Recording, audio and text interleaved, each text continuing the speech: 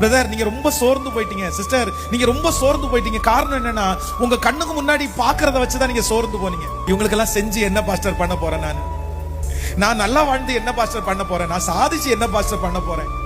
அப்படி ஒரு விரக்தி யாரோ ஒரு சிலருக்குள்ள அடங்கி கிடக்குது.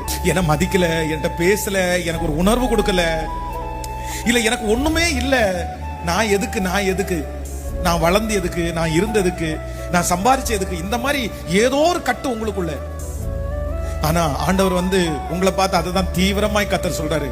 மகளே நீ பாக்குறது ஒரு பக்கம் தான், மகனே நீ பாக்குறது ஒரு சைடு, நீ ஒரு பக்கம். இந்த ஒரு பக்கம் உனக்கு அப்படிதான் இருக்கும். ஒரு பக்கம் அந்த சோர்வு இருக்கும், ஒரு பக்கம் அந்த பலவீனம் இருக்கும், ஒரு பக்கம் உனக்கு முன்னாடி எல்லாம் நெகட்டிவா தான் இருக்கும். ஆனா இன்னொரு பக்கத்துல உன்னை ஜெயிச்சு நீ கர்த்தர் கொடுக்கிற அந்த சரீரத்துல, கர்த்தர் கொடுக்கிற அந்த பலத்தினால், அந்த உணவின் பலத்தினால் ஓரே பெண்ணும் பர்வதம் மட்டும் சிங்காசனத்துல நிக்க வைக்கக்கூடிய, அநேகர் பார்த்து பிரமிக்கக்கூடிய, அன்னைக்கு அந்த உயரத்துல, எட்டாத உயரத்துல இருக்கும் போது இது உனக்கு ஒண்ணும் இல்லாம மறைஞ்சு போயிடும். இந்த பிரச்சனை கூட உங்களுக்கு சாட்சியா மாறும், இந்த இயலாமை கூட உங்களுக்கு சாட்சியா மாறும், இந்த குறைவு கூட உங்களுக்கு சாட்சியா மாறும். அப்படிப்பட்ட ஒரு அபிஷேகம் வேணும்னு சொல்றவங்க கையை உயர்த்தி சத்தமா இயேசுவேன்னு கூப்பிட்டு எனக்கு அந்த மகிமை வேணும்னு கேளுங்க.